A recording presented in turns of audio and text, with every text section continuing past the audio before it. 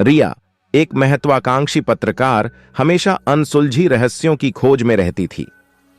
उसे हिमालय की तलहटी में बसे एक सुनसान गांव छायागृह के बारे में पता चला। अफवाहें थीं कि सालों पहले एक भयानक भूकंप ने इस गांव को तबाह कर दिया था, लेकिन असलियत में कुछ और ही था। रिया उत्सुकता से झुलसी छायागृह पहुंची। गांव वीरान था, सिर्फ टूटी फूटी इमारतें और खामोशी थी। एक बूढ़े आदमी से मुलाकात हुई जिसने उसे बताया कि भूकंप नहीं, बल्कि एक अभिशप्त तांत्रिक महाकाल ने गांव को तबाह किया था। महाकाल को लोगों ने जिंदा दफना दिया था, पर उसकी आत्मा आज भी गांव में भटकती है, बदला लेने के लिए। रिया ने बूढ़े की बातों को सिर्फ कहानी समझा, लेकिन रात होते ही गांव का माहौल बदल गया।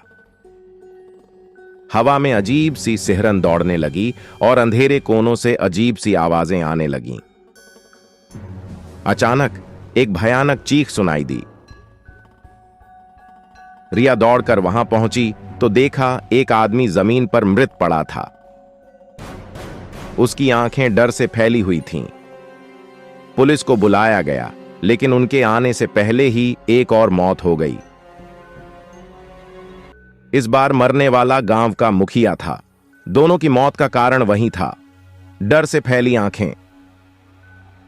रिया को एहसास हुआ कि बूढ़े की बातें सच थीं। महाकाल का अभिशाप सचमुच मौजूद था। पुलिस कुछ खास नहीं कर पाई, तो रिया ने मदद के लिए अपने पुराने दोस्त अमर को बुलाया। अमर पुराने जमाने की चीजों का जानकार था और उसे काले जादू वगैरह पर भी यकीन था। अमर गांव पहुंचा। उसने गांव का निरीक्षण किया और पाया कि पूरे गांव में एक अदृश्य भय का जाल फैला हुआ है। उसने रिया को बताया कि महाकाल को शांत करने के लिए किसी तांत्रिक की जरूरत है।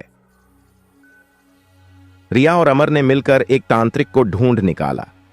तांत्रिक ने बताया कि महाकाल को शांत करने के लिए एक अनुष्ठान करना होगा, जिसके लिए एक खास चीज की जरूरत होगी, महाकाल की हड्डी। महाकाल को दफनाने के लिए जो गुफा इस्तेमाल की गई थी, वहां जाने का फैसला किया गया। गुफा अंधेरी और खौफनाक थी। रास्ते में अजीब सी आवाजें आती रहीं, मानो कोई उनकी बातें सुन रहा हो। आखिरकार वे गुफा के सबसे अंदरूनी हिस्से में पहुंचे। वहां एक कब्र थी जिस पर तंत्रिक मंत्र पढ़ने लगा। अचानक जमीन हिलने लगी और कब्र फट गई। उसमें से एक काली हड्डी निकली, जिसे देखते ही रिया और अमर कांप उठे। लेकिन तभी कुछ अजीब हुआ। हड्डी हवा में उठी और तेजी से अमर की तरफ बढ़ने लगी। अमर चीखा, रिया भागो!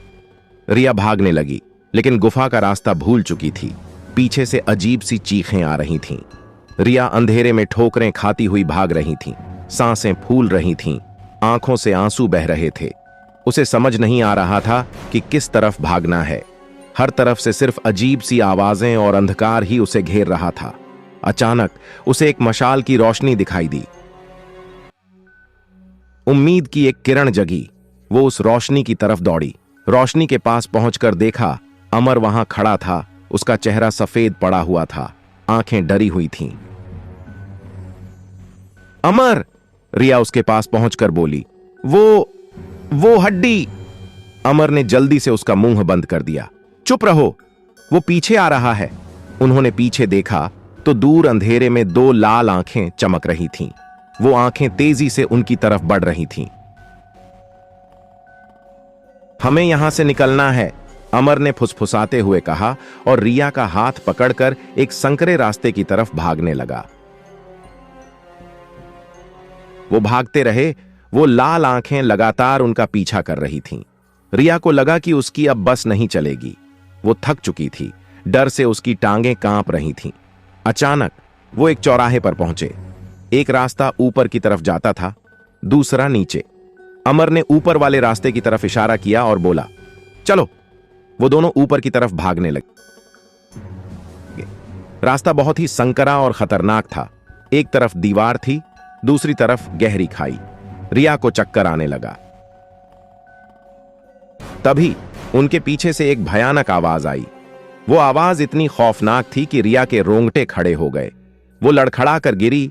गिरते समय उसका हाथ दीवार से छूट गया। रिया हवा में लटक गई। नीचे खाई में अंधकार के अलावा कुछ नहीं दिख रहा था। वो चीखने लगी, अमर बचाओ! अमर तेजी से उसके पास आया और उसका हाथ पकड़ने की कोशिश करने लगा, लेकिन वो रास्ता बहुत ही संकरा था। रिया, पकड़ मजबूत से! अमर चिल्लाया। रिया ने पूरी ताकत लगाकर अमर का हाथ पकड़ लिया, लेकिन वो महसूस कर सकती थी कि अमर का हाथ भी फिसल रहा था। आतंक से रिया की चीख गले में ही अटक गई। नीचे का अंधकार मानो उसे अपनी ओर खींच रहा था। पकड़ कमजोर पड़ती जा रही थी। अमर का चेहरा डर और तनाव से सफेद पड़ चुका था। अचानक अमर को याद आया कि तांत्रिक ने उन्हें बताया था कि महाकाल की हड्डी किसी पवित्र चीज से स्पर्श कराने पर उसकी शक्ति कम हो जाएगी। उसकी जेब में एक छोटी सी चांदी की मूर्ति थी जो उसकी दादी ने उसे दी थी। उसने जल्दी से अपनी जेब से मूर्ति निकाली और रिया को बताया, रिया, इस मूर्ति को हड्डी से छुओ। रिया हाथ बढ़ाने की कोशिश कर रही थी, लेकिन नीचे गिरने का डर उसे रोक रहा था। मैं नहीं कर सकती अमर, मेरा हाथ नहीं पहुंचता। करना होगा। अमर ने जोर लगाया और रिया का हाथ थोड़ा ऊपर उठाया। किसी तरह रिया ने उंगलियों से मूर्ति को छू लिया। उसी पल हड्डी से एक भयानक चीख निकली। हड्डी की कालिमा कम होने लगी और उसका आकार सिकुड़ने लगा। साथ ही रिया को लगा कि अंधकार का खींचाव कमजोर पड़ गया है। अमर ने आखिरी जोर लगाया और रिया को ऊपर खींच लिया। वो दोनों जमीन पर गिर पड़े, हांफते हुए। रिया ने अमर को कसकर पकड़ लिया। उसकी आंखों से आंसू छलक रहे थे। थोड़ी देर बाद उन्होंने पीछे देखा। लाल आंखें गायब हो चुकी थीं, केवल सन्नाटा था। हवा में हड्डी जलने की गंध तेज हो गई थी। कुछ देर बाद गुफा के अंदर से एक तेज रोशनी निकली। तांत्रिक बाहर निकला। उसके चेहरे पर थकान के साथ साथ संतोष का भाव था। महाकाल अब शांत हो चुका है, उसने कहा। उसकी हड्डी जलकर राख हो चुकी है। अब यह गांव अभिशाप से मुक्त हो गया है। रिया और अमर तांत्रिक की तरफ देखते रहे। वो दोनों मौत के मुंह से वापस आए थे। इस अनुभव ने उन्हें झकझोर कर रख दिया था। अगले कुछ दिनों में पुलिस ने गुफा से कई हड्डियां बरामद की। जांच में पता चला कि महाकाल एक सीरियल किलर था जिसने कई लोगों की हत्या कर उन्हें गुफा में दफना दिया था।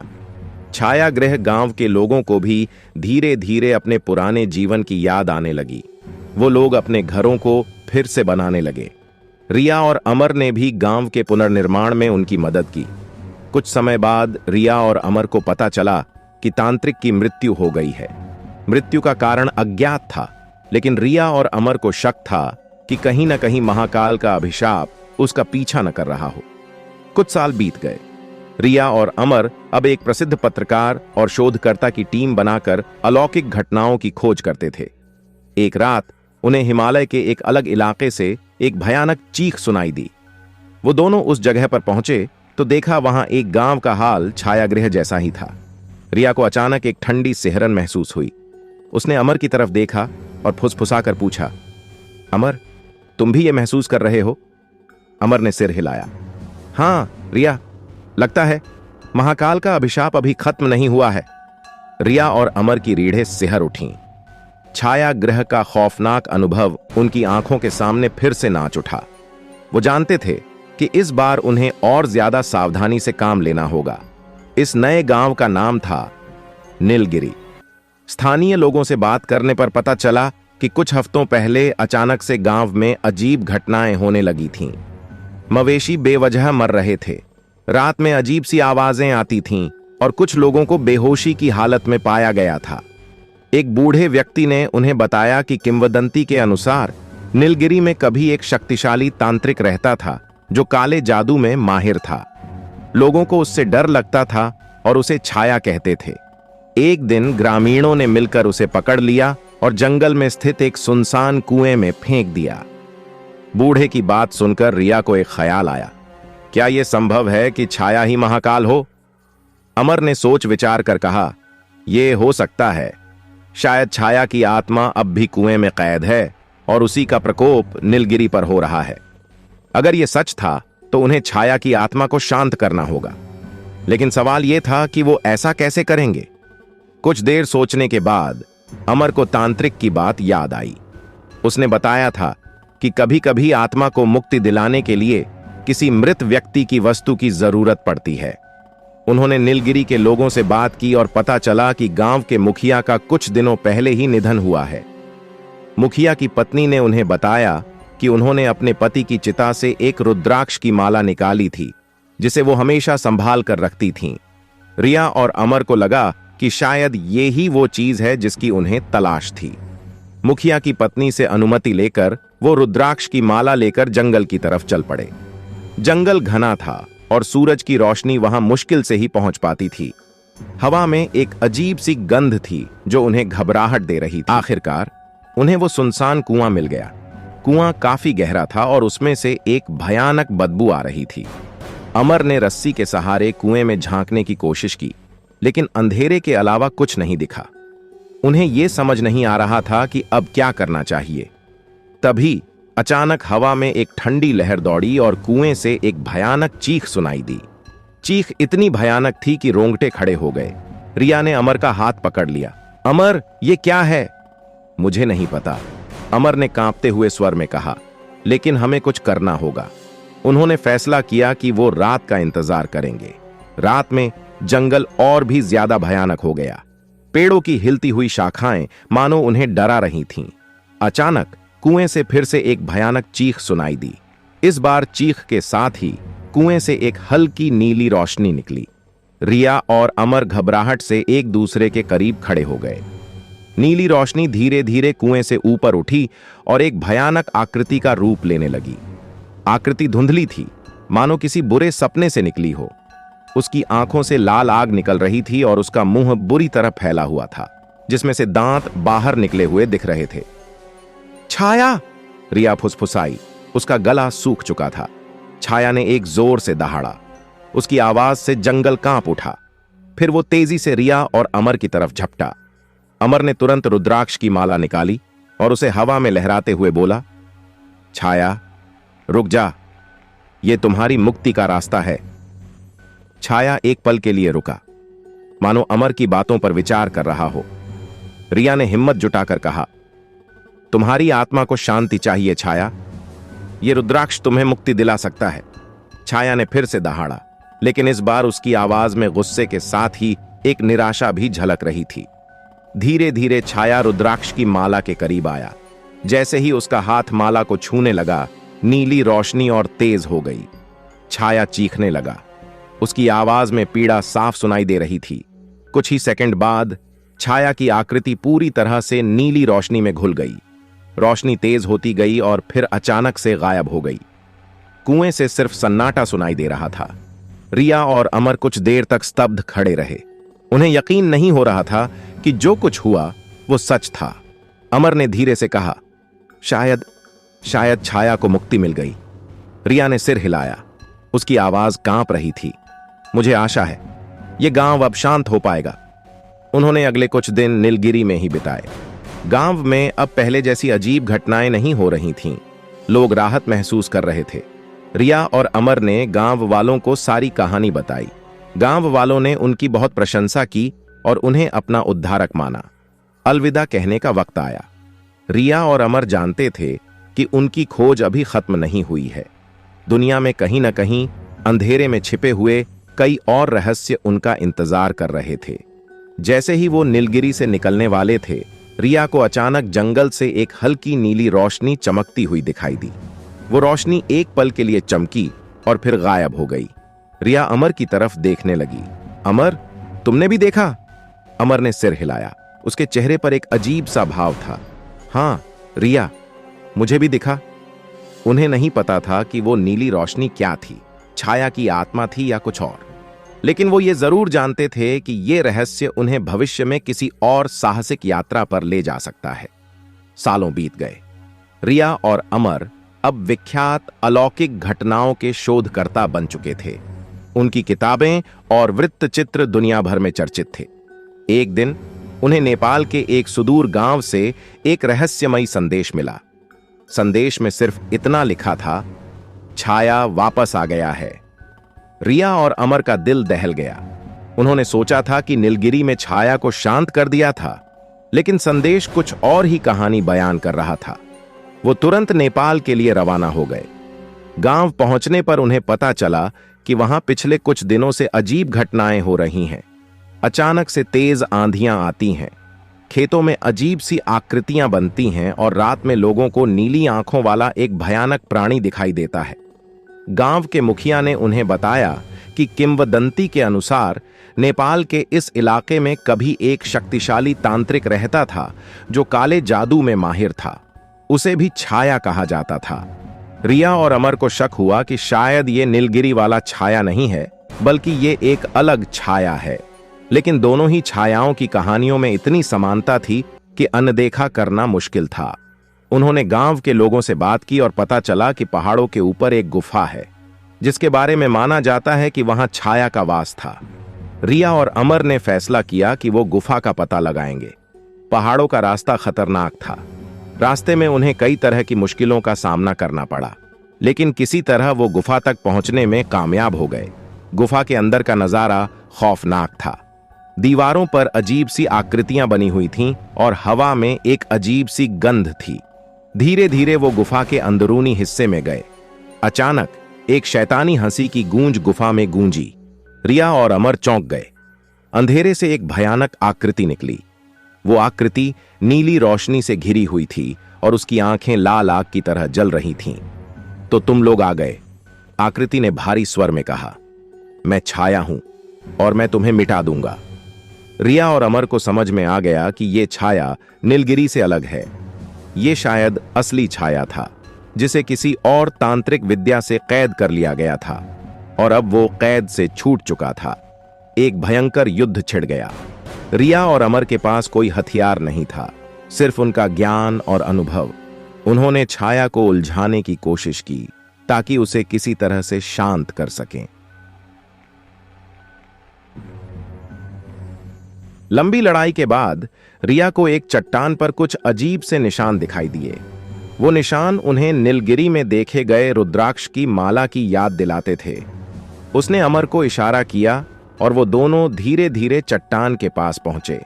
छाया उन्हें रोकने की कोशिश कर रहा था, लेकिन वो किसी तरह चट्टान को छूने में कामयाब हुए।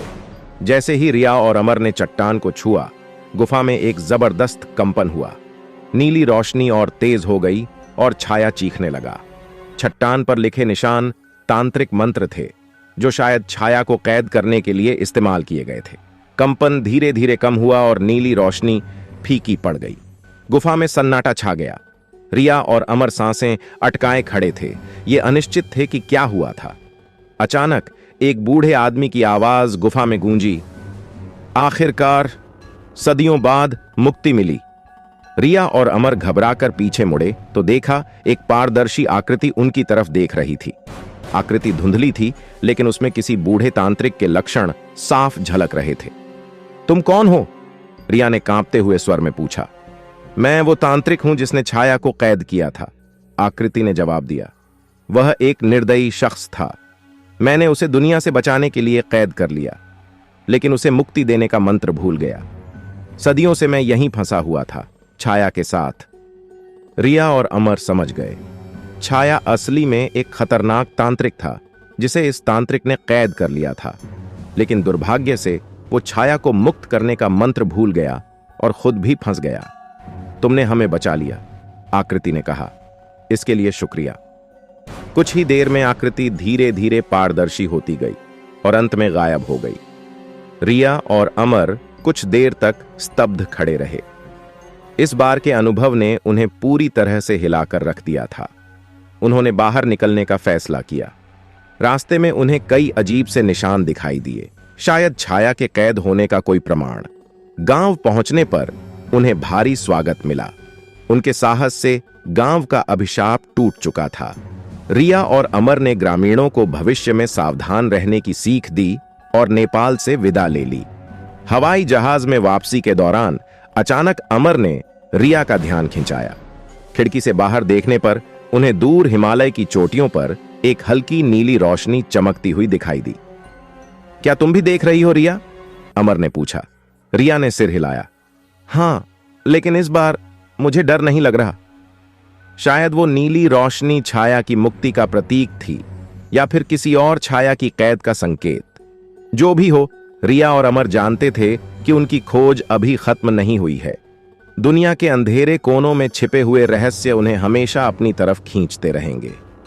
एक मुस्कान के साथ रिया ने अमर का हाथ थाम लिया, ये जानते हुए कि उनकी अगला रोमांच उन्हें इंतजार कर रहा है।